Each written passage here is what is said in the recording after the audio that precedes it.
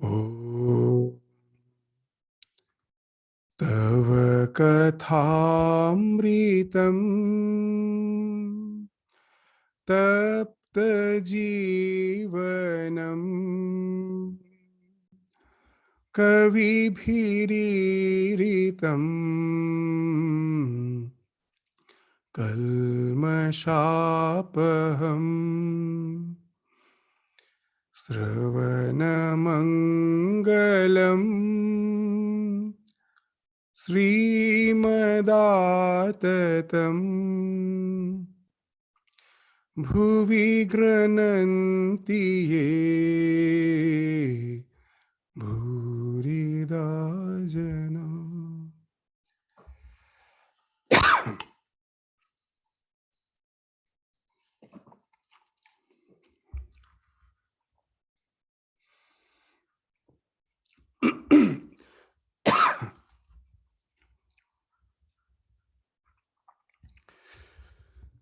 So, we are going to start the Gospel of Sri Ramakrishna. Before that, today we will have a very short introduction. Now, it's a book. It's a book which covers almost all the facets of Hinduism. You will find Sri Ramakrishna's spiritual journey was all inclusive. He, for the span of 12 years, he did intense spiritual practice to make himself the laboratory of all the spiritual traditions, in which the spiritual traditions were enlivened in his personality. And it's not that he just endeavored.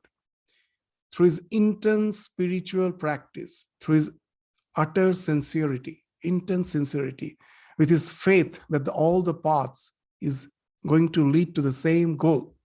With that sincerity, he practiced all the religions in the span of 12 years, including Islam and Christianity. We find that even beyond the bounds of Hinduism, he practiced and went to the realization that all the faiths are the paths to the spiritual illumination. So we find that all the facets of Hinduism has been described in some way or other, in a very simple way, in the Gospel of Sri Ramakrishna. It's a treasure of spiritual knowledge, and which is accessible to all. It's not very scholarly. You don't need any academic background. Anyone, a scholarly person or a person who is just have the literacy to read it, you'll find that this book is very interesting. It's a scripture which is very interesting because it has been expounded in the most simple language, in the most comprehensible way, which can be comprehended by one and all. It's a voluminous collection. We will find that it has already about a century and about 125 years have passed. And we are finding that the the need for the gospel, it's the way to the gospel, the way we can relate to the gospel in our day-to-day life, in the present contemporary world. We are finding it's finding more and more implications we are finding in it. So that's the beauty of the gospel. We can relate to it with our modern world, in our present day of living. The gospel becomes a very easily available fund of knowledge by which we can synthesize our so-called secular life with the spiritual life. Ramakrishna has given ample examples, ample way of demonstrating that we need not have to just leave our hearth and home and think of exclusive spiritual practice. It's a matter of attitudinal correction, and with that, we can synthesize the secular and the spiritual aspects of our existence. Actually, he never spoke of synthesizing. According to him, there is nothing which is secular. Everything is spiritual. If the world is a projection of the divine, then everything has to be related from that spiritual perspective. That's the thing which Sri Ramakrishna has very significantly demonstrated through his life and teachings. That was something unique in his life. He used to speak of the state of Vijnani. That jnana, what is the jnana? What is the knowledge? Through your spiritual practice, which may culminate in the realization, at last you may get established in that Advaitic knowledge that the conscious principle alone is real. The world is illusory. It speaks of retreat as if away from the world. Sri Ramakrishna speaks of another state. This is the contribution of Ramakrishna. It's not that it was not in the scriptures, it was there. He proclaimed it, he highlighted it and proclaimed it, so that in the present age, when almost for us the choice of leading an exclusive spiritual life is no more there. It's not that it is not something which is not advisable. If we can lead an exclusive spiritual life, nothing like it. But in the present age, you will find that it is almost impossible. The way of life is such. So does it mean that spirituality cannot be practiced? No, it can be practiced. You can come down from that state of spiritual realization and see the world not as the world, but as the projection of the divine. And your interaction with the world becomes a spiritual endeavor. So this is something, the state of Vijnana, which Sri Ramakrishna speaks of. So that's the thing which we find when we are reading the gospel. That's the idea which is permeating the entire gospel from page to page. So Ramakrishna's, this 12 years of intense spiritual practice, with that he went to that realization, these two realizations. These are two basic realizations, that as many faiths, so many paths. And the other, from the state of Vijnani, he is relating that Shiva Jnane, Jiva Sheva. That if the Lord is permeating the entire universe, don't see the world as the world. See the world as the Lord and relate to the world as if you're relating with the divine. And each and every activity gets sublimed, gets transformed into your spiritual practice. So this is the basic tenet in the life of Sri Ramakrishna. We will find very nicely the Mahatma Gandhi, in a very few words, has spoke of Ramakrishna, which is extremely relevant. What he's speaking, the story of Ramakrishna Paramahansa's life is a story of religion in practice. It's a very important word. Before the advent of Ramakrishna, we will find throughout India, religion, like any other place, became a matter of doctrine and dogma.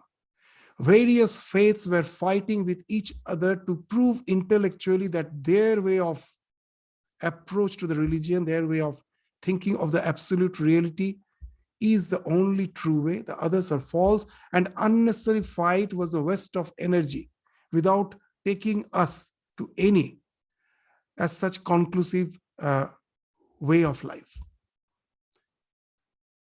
It speaks what it speaks of, that there was no practice. It was just a matter of discussion. As we find that Sri Ramakrishna will again and again say in the gospel, that if you are in a mango orchard, your main aim should be to taste the mango. You shouldn't be there just to count the leaves, the branches, the number of trees. All those academic, your education or academic knowledge is of no avail. You have came to this mango orchard to taste the mango. This is something which we can elaborate. That suppose someone have tasted the mango and comes and relates the taste of mango to a group of people who have never tasted the mango. He says that the mango is very sweet and it has a wonderful flavor. Each and everyone who hears, they think we understood, because of course they have tasted something very sweet, and of course they have smelled so many things of wonderful fragrance, while eating, so many things have this wonderful flavor. So now they try to relate his words with their available funds of experience. And then we find there is varied opinion. Someone says, I have understood. The taste of mango, it's what? It's just like the molasses. Or it's like a molasses, it's like a jaggery, and its smell is like jasmine, has a fragrance of jasmine. That's what he speculated. Someone told, no, no, no. It's as sweet as honey, and it has a fragrance of rose. And we find varied opinions. All are fighting. All are saying, my way of understanding is correct, yours is false. And among all those, suddenly one of them tastes the mango. And now he understands that the words which the person spoke is correct. There is no chance of any confusion. The problem was no one has tested. They have formulated their own doctrines and dogmas. The moment you taste the mango, then what happens, as we were singing in the Aratrikam song, that Gata Sangshaya Dhrira Nishchaya, all your Sangshaya, all your doubts vanish. Dhrira Nishchaya, a conviction comes that no one can now just confuse me about the taste of mango. I've tasted it. All those discussions are useless. If anyone comes and asks you, what's the taste of mango? You are sure when you say that it is sweet and it has a fragrance, what you are speaking, you have realized, you know what you are speaking. Your words doesn't transcend your realization. As in the Upanishads, very nicely it has been spoken of, that who is a realized soul? The one who is nativadi, na ativadi, whose words never transcends his realization. When we speak of God, we have never realized. When we speak of Brahman, when we speak of Atman, we haven't realized. It's a mere word, the word which has transcended our realization. It is something beyond our realization. A Paramahansa is a one whose words never transcends the realization. Why it happens? Because they took religion to be real. They adopted it in their day-to-day life. They practiced it. So that's what the story of Ramakrishna Paramahansa's life is, a story of religion in practice. His life enables us to see God face to face. If God is a reality, as Shankaracharya used to say, if Brahman is a reality, if the ultimate truth, God is a reality, then we have to realize God just the way we feel a fruit in our palm. You're holding a fruit in your palm, you can just feel its texture, you can smell it, you can see it. It's with all the senses you can relate to it. It is something face to face. In his word, Karatala Amalakavat. This, you're holding an amlaki, a fruit, myrobalan fruit in your hand. Just that way, you realize God face to face.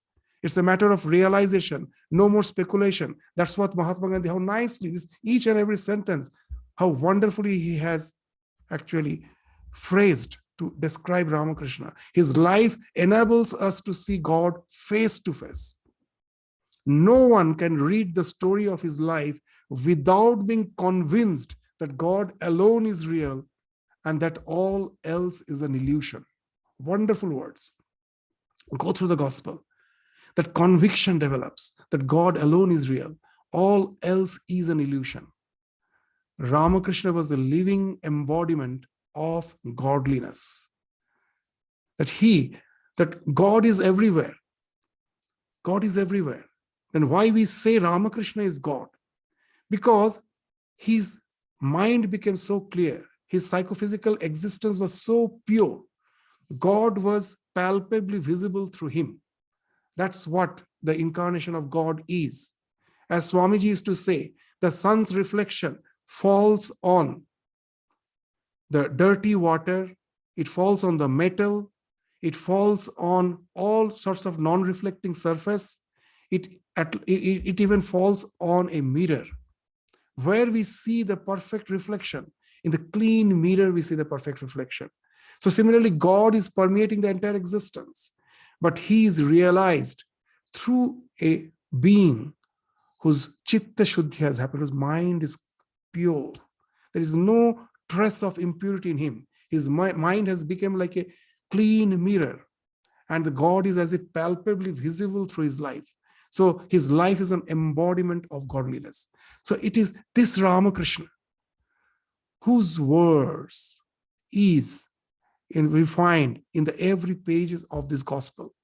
And this gospel is a wonderful book where it's an example of hagiography, where the biography, where the words of an illumined soul has been reproduced without any variation. It is totally untarnished. As we find that in this life of Socrates, in the writings of Socrates, there is Plato everywhere. Plato, while writing about Socrates, his own mind was actually, his biases, his way of thinking molded the Socrates writings. We find that Socrates, nowhere we can find him, the way his thoughts were actually elaborated. It's all Plato. So here we find the gospel of Sri Ramakrishna. That's the beauty of its author, Mahendranath Gupta, shortly known as Mo or M, that he has documented the entire gospel in extremely pure form without in any way allowing his own way of thinking to tarnish it. It's pure and simple. So that's the beauty of the gospel. As we just study, we will find that this Mahendranath Gupta, who shortly known as M, he was a school teacher. He was a householder. And it is he who was actually destined for this work. We will find when he used to visit Ramakrishna, Ramakrishna many times have asked him, what is your opinion about me? When we read it, we superficially feel that as if Ramakrishna is asking him that what's your opinion about me, as if he wants to hear some very all those worldly allusions, all those approbations. Actually, it's not.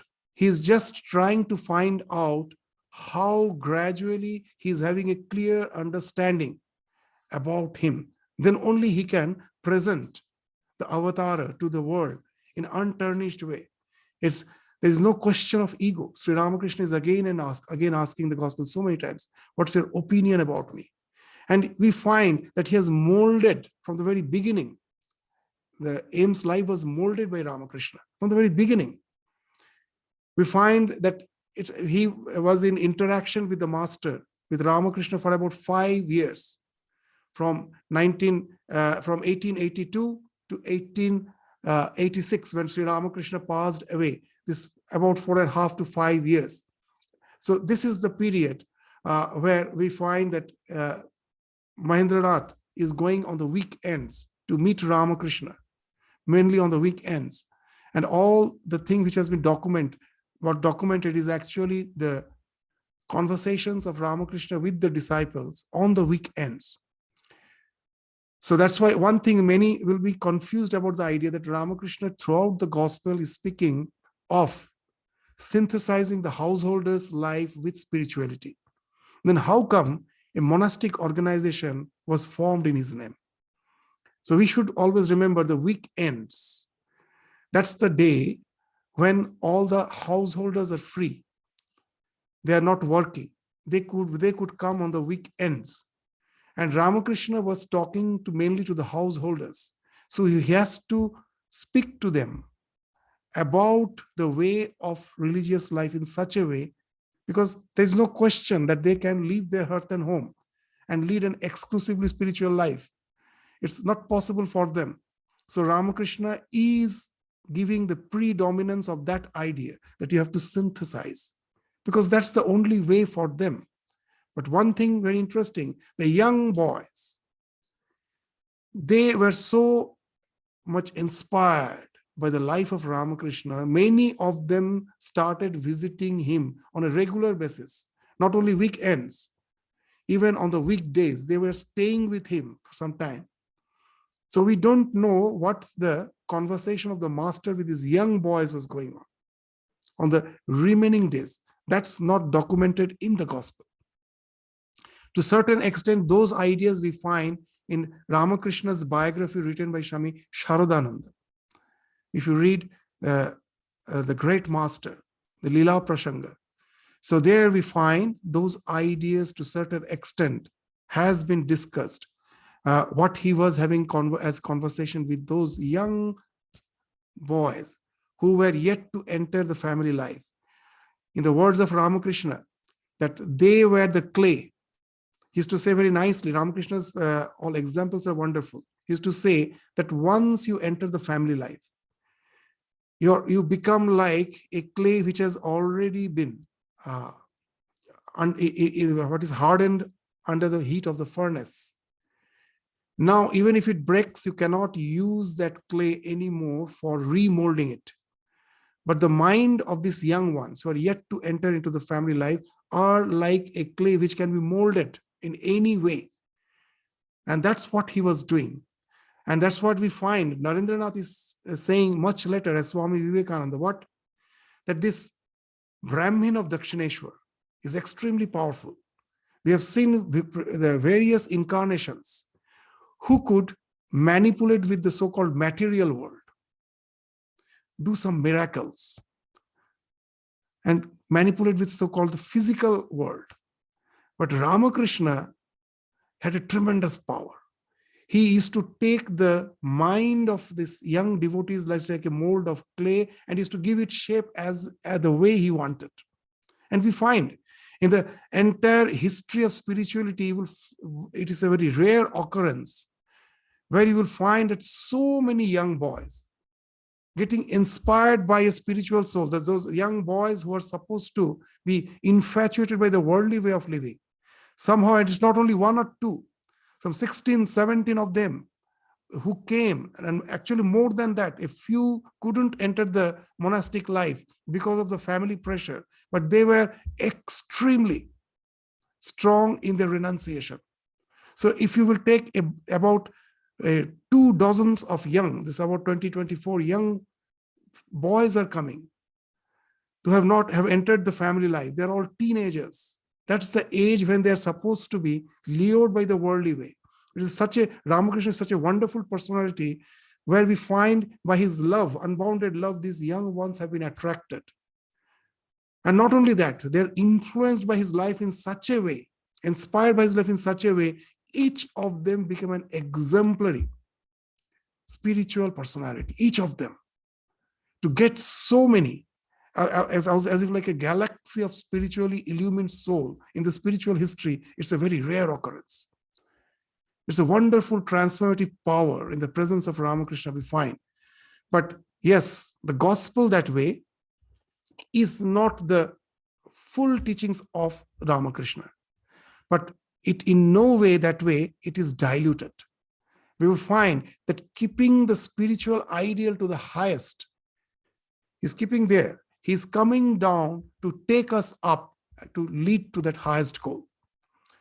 To give a common example, if the child sometimes doesn't have the sense of hygiene, just in a playful mood, a small child may get down into the gutter. What the mother will do, first, she will try to convince her that by cajoling this child, will ask the child to come out. If the child doesn't listen, the mother herself will go down to the gutter to bring her up. And that's what the avatar does. When he finds that the people are not able to relate to that high philosophy, he is ready to come down so that by holding us, he can pick us up. He's in no way compromising. The ideal he has kept very high. He's coming down. He's as if speaking in the words. The gospel is very wonderful scripture. If you go on reading this, you will never get bored. And another thing, you go on reading throughout your life, the same thing again and again. If you can make it a practice, you will find the same word is being revealed with a new meaning as you start evolving through the experiences of life. You get mature through the experiences of life. You start evolving to a certain extent spiritually. The same words will have newer meaning. So that's a wonderful way the words have been phrased by Ramakrishna. His words can be related in all the level of our uh, evolution. When we are in the sunset place world, then also we can relate to his word. We will find the words which are speaking just relates to our worldly experience. From there, gradually he's taking up. So for the 5 years, whatever he heard in these weekends, that has been actually in details described in the Gospel of Ramakrishna. And he was, Mahendranath was actually undergoing the training from his childhood. He had the habit of this writing diary. This is the training unknowingly which helped him to write down, to just write the gospel in such details. You will find the date, the people present, the topics, the summary of discussion, everything in such a nice way it has been documented in the gospel. It's totally authentic. Even the date is mentioned, the time is mentioned, all the persons who were present, that's mentioned. And it can sometimes become very contemplative. When you're reading, you will feel as if you are in Dakshineshwar, just sitting what's under the feet of Ramakrishna. He is speaking. That's the way he's describing. He will describe the entire scenario.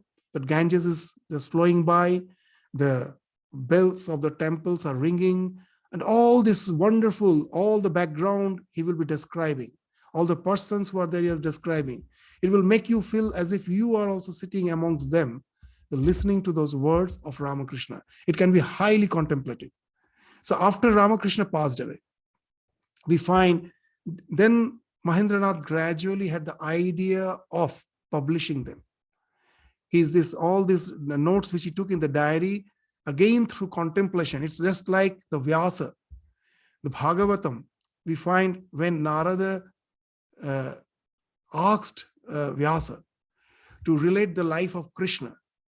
Now Vyasa was contemporary to Krishna. He saw the life of Krishna. Being asked by Narada, he now went into deep contemplation. From the contemplation, the entire life again was brought back from his memory. He as if vividly saw in his mind the entire life. And that's how the Bhagavatam came into existence.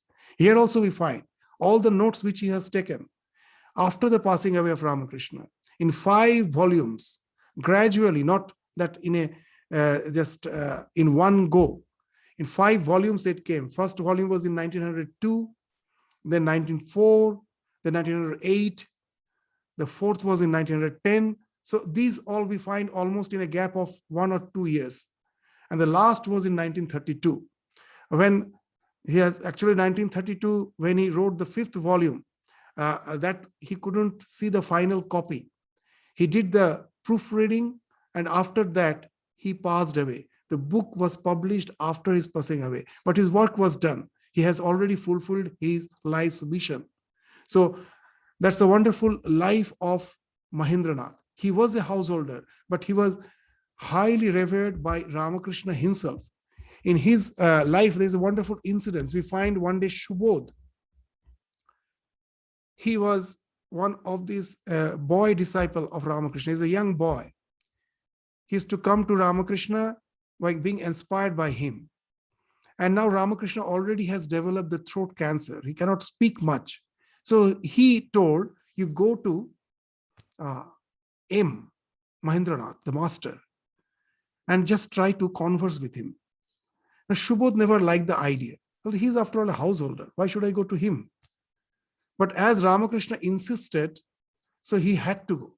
He went and he found interesting thing that Mahendranath never spoke of anything apart from the words of Ramakrishna. He was highly inspired. And he told that, see, actually, I never wanted to come. My idea was, why should I come to a householder? And then what M told is something interesting. He told, yes, I am a householder, but I have kept a pitcher of Ganges water just in my house. Whoever comes, I feed him with that Ganges water.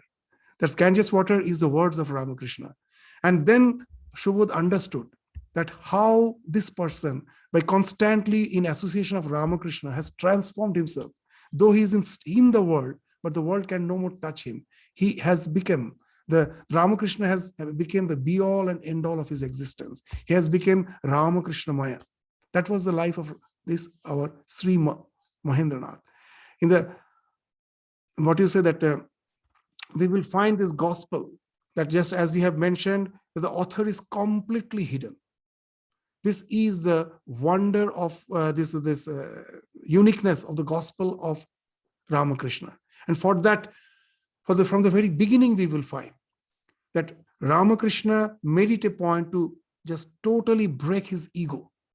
In the first, in the second meeting, he asked him that when this aim came, the question which Ramakrishna is asking, the seeing that his bodily science, from his physical science, Ramakrishna was expert in reading the physical science.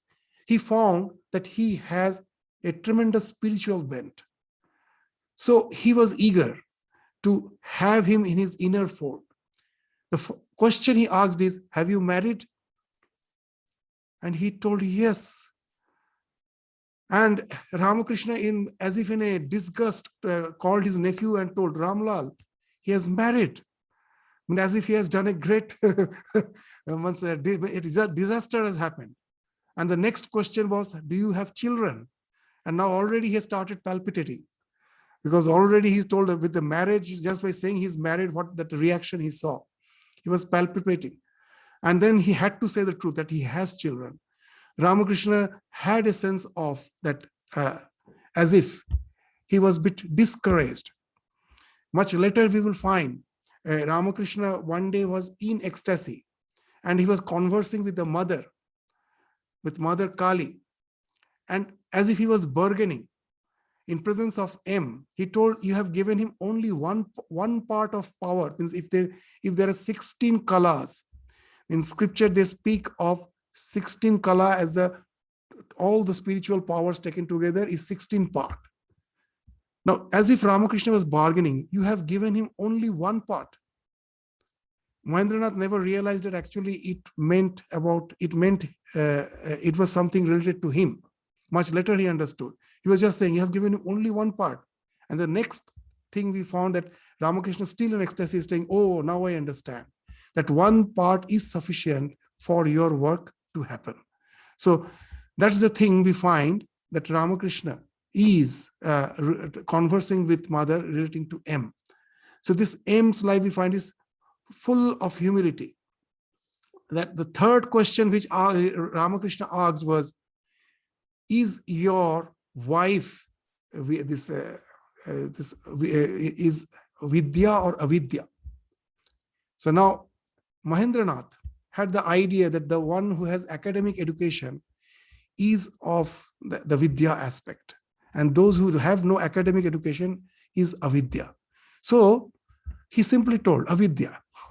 And Ramakrishna immediately asked him, oh, so you are vidya. So you are the vidya, you are the one who is learned, your wife. And again, his ego was as if hammered. And Ramakrishna, and that's how we find from the very beginning, the first thing which he made, that his ego must be very much humbled. Otherwise, he can never relate the words of the avatar, which is going to do good to the mankind, without tarnishing by his own opinion. It's a wonderful way we find that the foundation has been met. So this, if you read the gospel, you will find that it is, that as we were mentioning, it is highly contemplative. From the March 1882 to April 24, 1886, that's the last conversation which we find. Ramakrishna passed away on 16th August 1886, but the last conversation that is documented in the gospel is on 24th April of 1886. So this is the period, almost 5 years, from March 1882 to April 1886, 4 years or 5 years, 4.5 years, 5 years. So that's the time, all the things, the way he has describing, with the scenario, with the moods, with the nature of the people present, the songs which were sung. We all know that what the songs were sung in presence of Ramakrishna, the wonderful dance of the master, Everything is recorded. That he used to go to samadhi, and the dance was a something spontaneous flow which is to come out of bliss. He was not a what you say, this dancer in the professional sense. He never learned dancing. It was an outpour of an ecstasy, just the way a small child out of joy will be dancing around. So that's, and it was something he never felt that an elderly person is dancing. In bliss, when he used to dance, it was just a flow of bliss. So all these things wonderfully described in the gospel. And that gives it a contemplative nature. Just reading it is contemplation. In our scripture, they speak of lila dhyana. Lila dhyana means contemplating on the sublime life of the divine.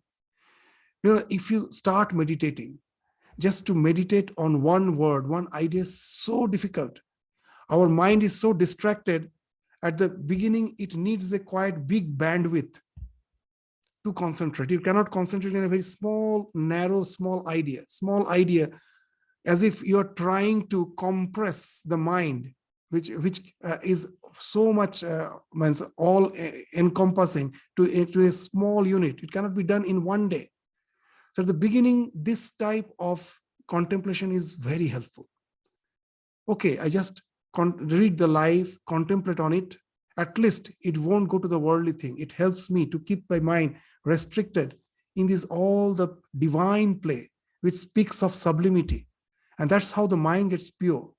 In the very first conversation, we will find Ramakrishna is dealing with that subject. He's saying, very interesting thing, when we when we will study the gospel, when we start reading and discussing, on the very first day, Ramakrishna is saying a very interesting thing. What?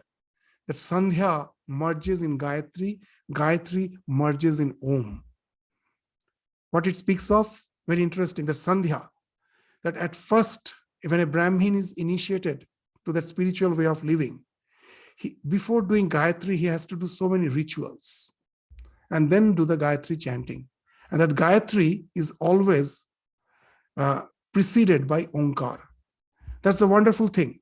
In India, from whatever faith you may be, if you are an initiated person, you will find that whatever aspect of divinity you may believe in, that mantra, maybe you are a devotee of Rama, you have been giving a mantra on Rama, that before the name of Rama, the Onkara must be there. If it is Krishna, Onkara will be there. If it is Kali, whatever it may be. Why you know what's the idea? The mantra can be quite long. Why the Onkara is given? Very interesting. When your mind becomes more and more concentrated, as if the bandwidth is getting narrowed, it becomes very difficult to keep the mind even in that long mantra. But it has to hold on to something. So that Onkara is the last thing on which your mind holds. At last, everything falls off. That's what Ramakrishna is saying. Sandhya merges in Gayatri. And then the Gayatri is quite big mantra. And after, when you get quite, adapt in Gayatri Japa, you start liking, you have just developed a liking for that. Then you find the Sandhya is not necessary. It is a distraction. You go directly for the Gayatri Japa. And when your mind gets still more intensely concentrated, that mantra itself, you may feel, is a distraction. That's why at the time of sannyasa, that we have to do Gayatri Visarjan, that no more required. You are supposed to have evolved from that. Just take on to the Onkara, just think of your real nature. So it speaks of evolution. And that's what that idea we will find in the gospel. Very nicely has been described, that idea, that how gradually, when our mind concentrates, we cannot hold on to a very long syllable. With a very small syllable, we go into an intense absorption. It's like going into samadhi. In a very simple way, Ramakrishna is saying that in a village, in a congregation, the kirtana was going on. Kirtana means the depicting the life of Chaitanya Mahaprabhu. They were all singing. And then there's a line that they started repeating. What's that? Nitai, Nimai Amar Mata Hati. That Chaitanya Mahaprabhu, while singing the glories of the divine, got so ecstatic. He was as if a mad elephant. Full of bhava, he was dancing like a mad elephant. So when this line came, the person who was singing, he got stuck up with that idea, that Nimai Amar Mata Hati. It's a wonderful idea to get totally inebriated with the divine bliss. What's a wonderful idea? So he got stuck to that line. He was repeating again and again. And then he himself got so much inebriated with that idea, absorbed with that idea, he couldn't say the entire sentence. He just started saying Mata Hati, mad elephant, nothing else. And at last he just said Ha and went into Samadhi. So how that Ramakrishna, with very, very common example, is saying that how from the Leela, gradually it takes you to the name, and name takes you to that list, the Omkara. And that can take you to the ultimate Samadhi. So this is the way we will find Ramakrishna with a simple word is explaining the highest sublime truths of the scripture in the gospel. So that's the thing we find. We also can start with that Leela Dhyana. We find meditation is difficult. Okay, you not force yourself. Someday I sit for meditation and find that there's no mood. Open the gospel. Start reading. That's the easy thing. And you will find your mind is automatically getting very calm. Because now, though you are just going through sequence of ideas, but they all are linked to that idea of the divine. Not a single word you will find which is related to some worldly thing. He's never asking. The devotees come to him. Sometimes you will find that there are some 12 to 14 hours of conversation went on per day. It's a wonderful thing. Not a single sentence relates to the worldly thing. There's a wonderful conversation that is to happen in the presence of Ramakrishna. He's never asking, how are you? How is your son? How is your grandchild? Not a single time. It starts with God, ends with God. And in between is ecstasy, samadhi, everything is there. Means we cannot even imagine that such a type of personality is ever possible, who always dwells in the divine realm. That's totally unadulterated spiritual life. In the gospel, there are records that in a day, on a weekend, some 12 to 14 hours constantly he was speaking. But there's not a single worldly talk. So that's how, just by reading, you will find your mind is automatically raised to that level. That it makes you very contemplative. And it is very easily comprehensible. In such simple words, Ramakrishna has spoken of the highest truth. He had that wonderful capacity of presenting the profound truth in the simplest language. And that was possible because he himself was a realized soul, as we were telling. He was, as in the Aratrikam song we every day sing, Gata Sangshaya Dridhanishcha, as we were mentioning just now. There was no doubt. He has realized the truth. He has seen God face to face. When Narendranath came with the doubt whether God is, he went to so many the contemporary religious leaders with that simple question. I don't want explanation. Whether God is or not. He never got satisfactory answer. All were trying to explain that God is.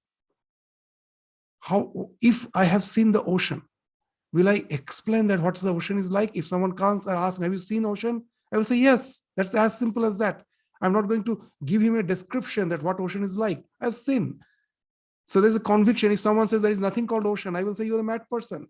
He may give me lecture for half an hour, 1 hour, or maybe for 8 hours, 7 hours. I will not speak to him a single word. At last, I will say, all these are useless words. I have seen the ocean, nothing else.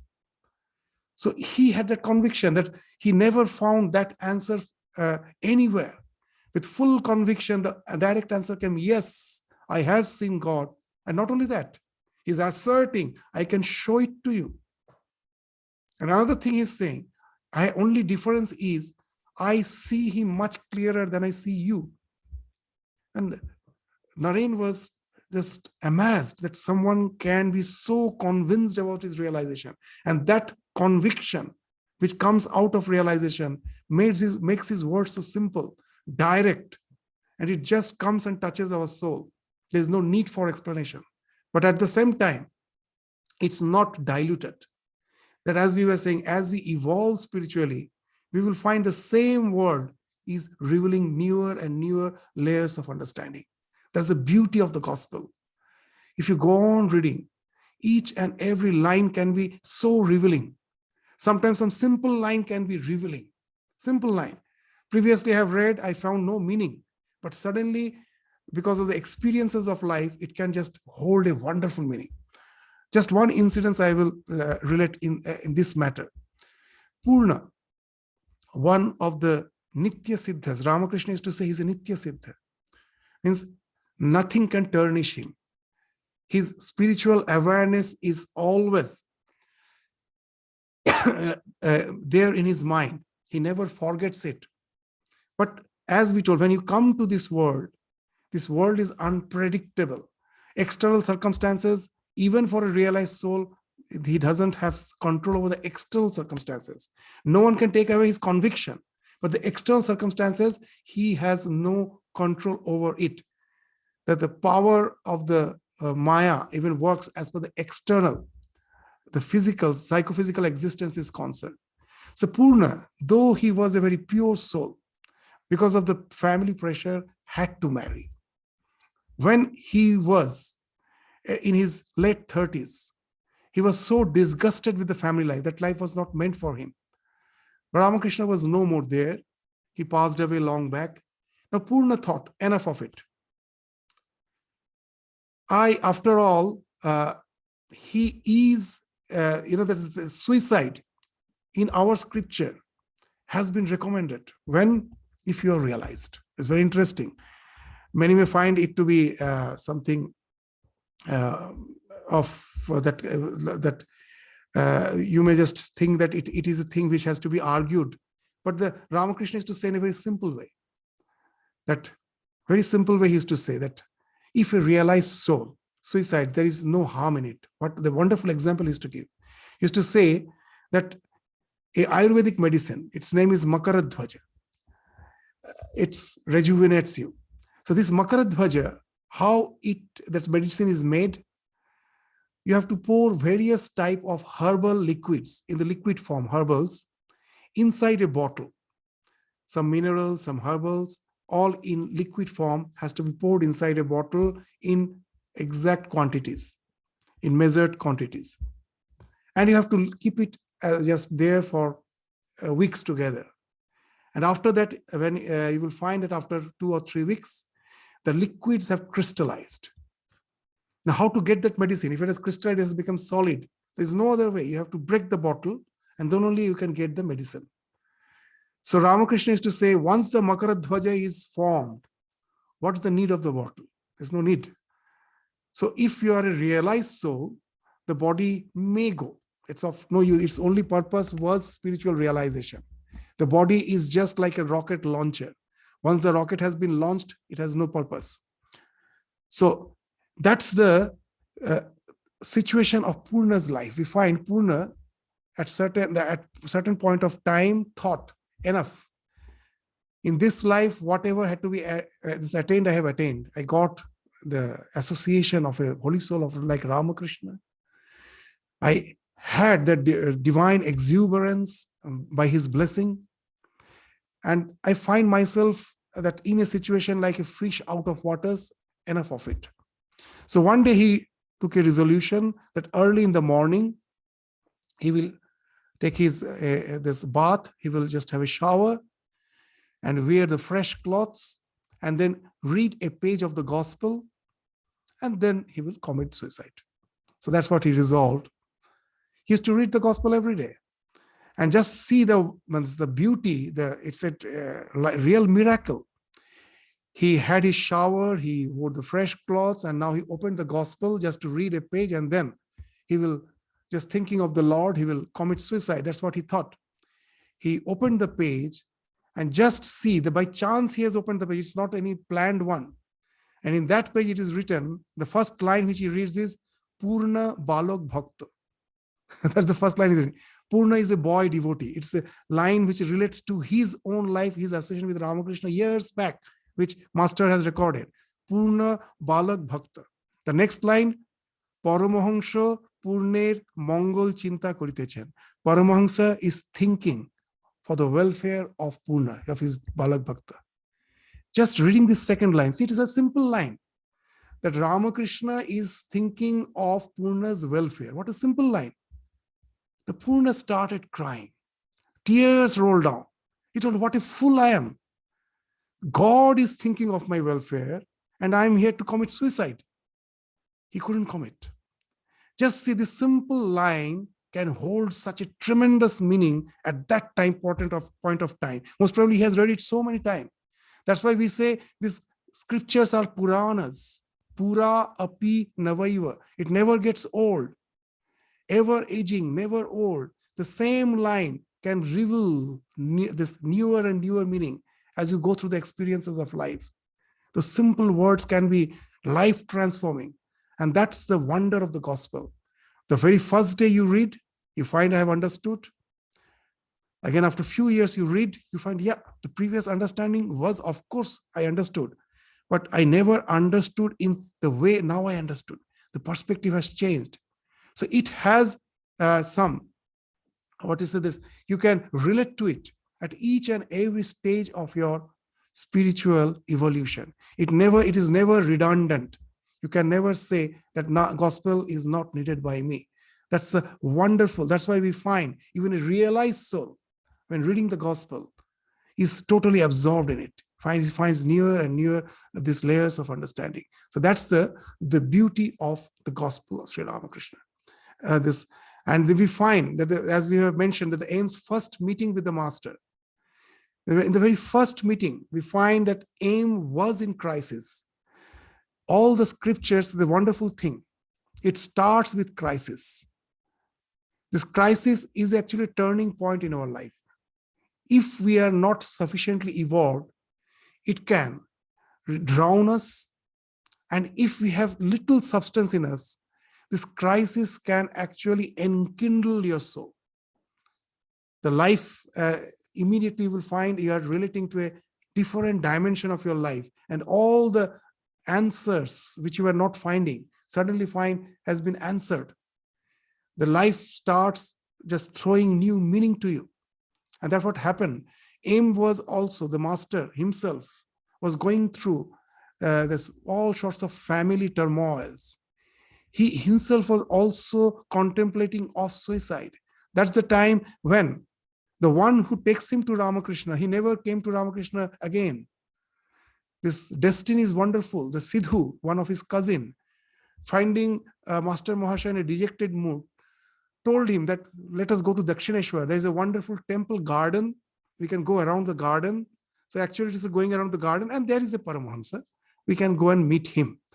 So it's just for a change he took him. The Sidhu himself never came back to Dakshineshwar in his life. That was the only time he, just to take Master Mahasaya, that was his role.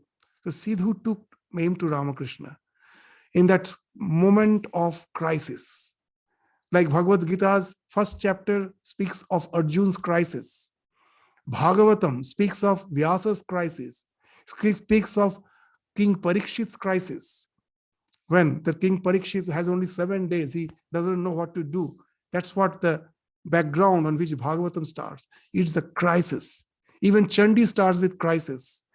The king was betrayed by his wife, was thrown out of his kingdom. He was in forest. And that's where we find, that's the background where the Chandi, so the narration of the Chandi starts. Is a crisis are the blessings of life, which forces us almost to think of the another dimension of our existence, where we find that all the so-called, the deadlock ends of our present life, where we find there is no way out, suddenly has opened up. A new portal has opened up, and you find that all these crises did have a meaning. If they were not there, I would have never searched for this portal which was there, which was not visible to me. It has opened up, and a new life, just as if you get initiated to a new life. And that's what happened with the master when he meets for the first meeting. And when we find that in his the second meeting, we already were speaking of that his ego was smashed once for all. And in the process, he started feeling a tremendous attraction for Ramakrishna. In the third meeting, when he went, very interesting that how nicely it is related. Master Mahashaya, being the schoolmaster, was of a very serious temperament. In the previous two occasions, he saw the master in a very sublime mood, going to samadhi, speaking only of the spiritual dimensions of our existence. The third meeting, he was a bit surprised. He saw all these young boys were there that day, the so-called would-be sannyasis. They were all most of them were all teenagers. And naturally, Ramakrishna was was in a lighter mood, was just having fun with them, having fun and frolic. And Master was surprised. Is this the same man whom I saw last day in that such exalted mood? He's just having such this light moments with these young ones. He was a bit surprised. Ramakrishna immediately understood. Just noticing him, continuing with that light mood, what he told the young boys is something interesting. All these young ones, what he told is something very interesting. He told, there was a peacock. That peacock one day came to a person's house at 4 p.m. and that person gave him a little amount of opium. And that peacock again came exactly at 4 p.m. the next day. And all the boys had a tremendous peal of laughter. They understood what the master is indicating. So this man has got the taste of the opium. So he may feel a bit surprised by seeing him in the light mood, but he can now, there's no way that he can get rid of him. He has been now intoxicated. He has to be with him. And that's what his life proves. He understands later that is man of spirituality. He's not, attached to a particular temperament. He's beyond all. As per the person with whom he's relating is concerned. He can, just like the gear of the car, change his temperament, relate with all. But after all, the awareness of the divinity, it's always there. He is never out of that. That, as Sri Ramakrishna used to say, holding onto the pillar, you can wheel on and on and on. Just a small child in a playful mood, sometimes like wielding. But while wielding, they will never leave the hold of the pillar. So Ramakrishna used to say that hold the pillar and go on wielding. So Ramakrishna did a lot of wielding. His life, you will find, is a mirth of joy. Going to theater, going to circus, going to the zoo, everything is doing. But everybody is going to samadhi. That's a wonderful thing. The person who took him to the zoo, he told, I will never take him to the zoo. It is such a disgusting thing to take you anywhere. Why? Because the other persons had the plan to go around the zoo. But when they took Ramakrishna, the first animal he saw was lion, and immediately he went into samadhi. And he had to be brought back because he was not in a position to move around. He was totally inebriated in a divine mood. And when he came back, he explained what has happened. That lion is the Vahana, the carrier of Mother Durga. So this spiritual element souls, it's wonderful. It's just the link, the suggestions that can take their mind is just like that's dry matchstick. A little spark is required. Immediately it gets enlightened. That lion, Durga, Samadhi. So many times it happened. Ramakrishna once, while coming back from Calcutta to Dakshineshwar, saw an English boy leaning to the pillar with the folded hands and one leg crossed over the other. Went into Samadhi. Seeing that boy, you may say, what it has to do with Samadhi? When he came back from Samadhi, he told, he, just by seeing that small boy standing with one leg crossed over the other, with the hands folded, and with that the hip is in support of the pillar, it immediately brought the idea of Tribhanga. If you see the Krishna with the flute in his hand, his one leg is crossed over the other, his hips are bent, and for holding the flute, both the hands are bent in the elbow. So there are 3 bends. So this boy was having 3 bent. So this English boy, 3 bent, Krishna, Samadhi. So it's just like that. Even the life of Mahaprabhu, when Chaitanya Mahaprabhu was passing through a village, someone told, that the drum meant for kirtan, the khol, that the drum's body is actually made by the dried clay of this village. This village clay is having particular features, characteristics by which a nice coal can be made. Just hearing this word, Mahaprabhu went into samadhi. That this clay, coal, kirtan, Krishna, samadhi, gone. So this is like matchstick. The Ramakrishna went for the first time to see the BT road, Barakpur Trunk Road. In those days, that was the only, the broad road of Calcutta.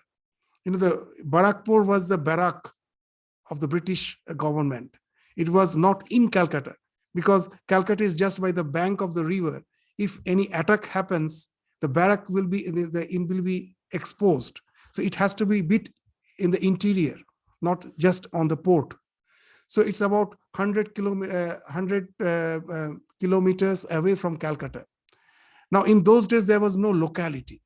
It was all forest. So what will be the shortest route from the barrack 100 kilometers away from Calcutta to Calcutta? Of course, the straight line. The straight line is always the shortest route. So as it was through the forest, you need not have, we always bend the roads to save already the existing landscape. There was no question as such to save any existing landscape. So the road they made, the shortest road, was a straight road. Even if you go now, you find no bends. That long road, about 100 kilometers, is straight. And as per those days, the road's dimensions are concerned, it is quite broad. Seeing that, Ramakrishna went into samadhi. Someone who was accompanying him has to hold him. Seeing the road, he's going to samadhi. What has happened? When he came back from samadhi, what he's saying is interesting. This road is just like a holy person's heart. Broad and straight, no crookedness, and very broad, Catholic, very Catholic, and no crookedness. Just see what can take them to samadhi. So that's the life of Ramakrishna. He may be making fun, having merriment with the young boys, but mind is always tuned to the divine. So that's the beauty which we find even in the gospel of Sri Ramakrishna. In all his narrations, in his song, in his day-to-day dealing, he is always speaking of this highest truth. When we read the gospel, we will find there's a lot of repetitions. We should know that again and again, that in our scripture it is mentioned that Shastreshu na mantranam jamita asti. There is no redundancy. That is no defect. It shouldn't be considered as defect. We will, before entering into the gospel, this is the thing which we want to highlight, that repetition is something which Ramakrishna insisted. Once his nephew told, why you repeat the same thing? He told, I will. What's that to you? So why this repetition? Ramakrishna himself, with a very simple example, will explain that why this repetition is required. He is to say, our mind is just like a village pond full of scum. The women folk, to use the water, they clean the scum, they remove the scum, the transparent water is visible, they clean the vessels or whatever it may be, and when they leave the pond, they just again start proceeding towards their village. The scum in no time comes and again covers the pond. That's our mind. You have to repeatedly go on cleansing it. And this repetition is very much important. Gradually it forms sanskara. So it will be repetitive. But we should know that it is, our nature is, while studying the gospel, our intention is not to learn some new facts every day. It is actually to create a deep groove in the mind by the master's word. Again and again, by listening to the same words and by contemplating on it, a groove is as if created. And once the groove is created, that becomes the sanskara that remains there. And for that, this repetition is something which is absolutely essential. So with this idea, we will, keeping this idea in our mind, we will just proceed in studying the gospel. And a few more characters, salient features of the gospel we will take up before we just start reading the gospel and going for its explanation, for its discussion. We will take a few salient points of the gospel, and every day we will be chanting the slokam of the Bhagavatam before we start. Tava kathamritam tapta jivanam, with which we started today. What that sloka means, as we will be chanting every day. What that sloka means, why why Master Mahashaya also himself, my aim himself, has chosen that mantra before each and every volume of the Gospel of Sri Ramakrishna. There's the mantra which we find in the very first page, and even we chant it. So what's the context? Why we have chosen that mantra for studying, before studying the Gospel? Why we chant it? What's the meaning of it? That we will take up in the next class, so that whenever we have the class, the chanting, immediately you can relate to it, that what's the context of the chanting, what's the meaning of the chanting, so that you can relate to it. So the basic tenets of the gospel and the meaning and explanation of the Kathamritam we will take up again in the next class. With this, we stop our discussion today. Thank you all. Namaskars.